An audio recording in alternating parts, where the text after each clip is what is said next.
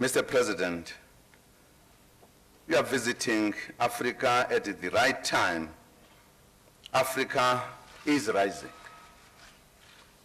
It is the second fastest growing region after Asia and has become an attractive market for investment.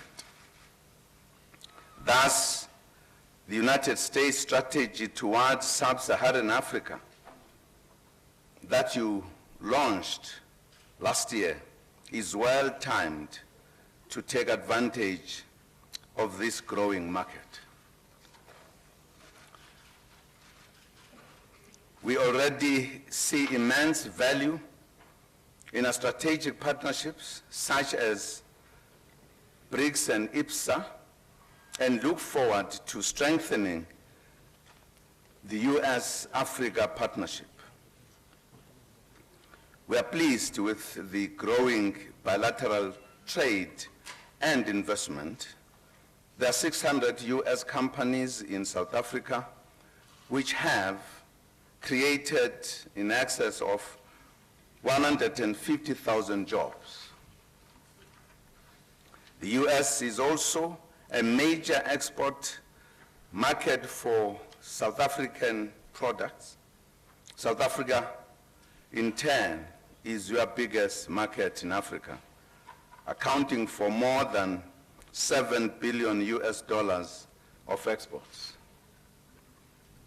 We reaffirm the need for the extension of the African Growth and Opportunity Act, which expires in 2015. Our mutual trade has reached the levels preceding the global recession, largely due to the Act.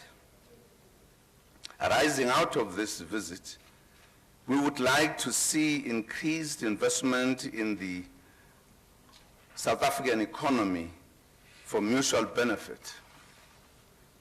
We have placed on the table bankable projects which range from infrastructure development to skills development for the youth, and also across a number of sectors like information and communication technologies, agriculture, and the green economy. We have urged that underpinning these investments should be the drive for regional integration, industrialization, and localization of supply and manufacture. Mr. President, youth development is a key focus area for South Africa, given that a third of our population is under the age of 15. This is a key feature of our national development plan. Therefore, we welcome our cooperation in education, especially the school capacity and innovation program, as well as investment in primary education and teacher training. It is also our wish to extend cooperation on vocational training to develop our further education and training colleges. We acknowledge the ongoing cooperation in the area of defense under the auspices of the South Africa-US Defense Committee and the training of the security services in crime fighting. We have lauded the successful health cooperation under the US President's emergency plan for AIDS relief funding to address HIV and AIDS and other infectious diseases, which has contributed to the successes and increase in life expectancy. On promoting the African agenda, we reaffirm our common commitment to strengthening democratic governance and advancing the protection of human rights on the continent. We would like to cooperate with the U.S. in enhancing peace building and post-conflict reconstruction and development cooperation under the umbrella of the United Nations and the African Union. We are concerned about the mushrooming of rebel movements in some countries in the continent at a time when the AU is promoting adherence to its policy of zero tolerance for people who come to office through unconstitutional means.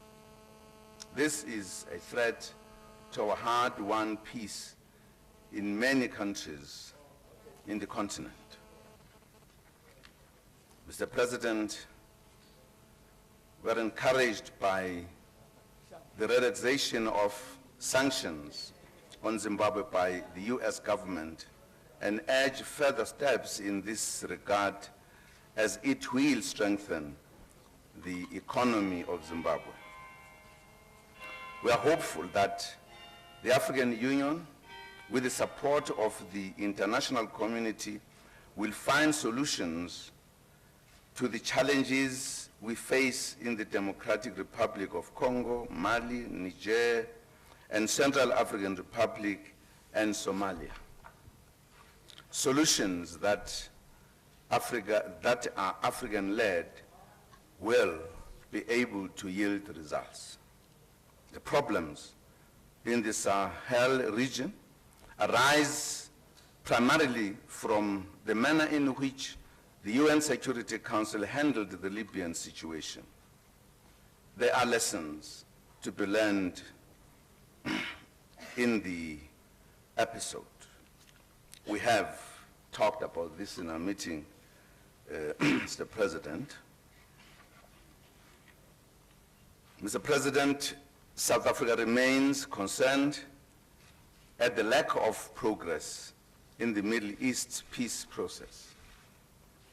We unequivocally support the Palestinian bid for statehood and believe in the principle of a two-state solution. We have noted your latest attempts to revive the stalled negotiations, and you have our support in this regard. At the same time, we are of the view that a lasting peace in the Middle East would not be possible without addressing the other ongoing conflicts in the region, which are a source of much insecurity and instability. We are encouraged by the positive steps you have taken, Mr. President, to relax long-standing restrictions on Cuba. I further urge you, Mr. President, in light of the economic and financial challenges in the U.S. and in the Eurozone, to encourage our traditional supporters not to abandon their pledges to Africa. News that moves. eNCA.com.